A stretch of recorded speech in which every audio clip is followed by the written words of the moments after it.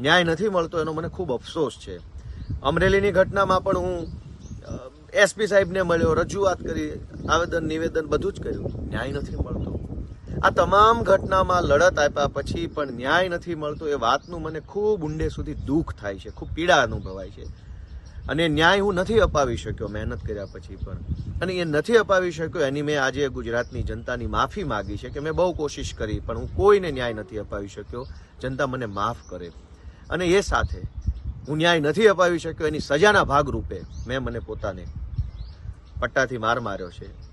હું એમ આશા રાખું છું કે હવે ન્યાય કોણ અપાવશે? અમે પ્રયત્ન કર્યો, ન્યાય નથી અપાવી શક્યા. હવે કોણ ન્યાય અપાવી શકશે? ન્યાય માત્ર ગુજરાતની જનતા અપાવી શકશે. ગુજરાતની જનતાનો આત્મા જગાડવા માટે, એનો આત્મા જે સૂઈ ગયો છે એ આત્મા જગાડવા માટે મેં આજે પ્રયત્ન કર્યો છે.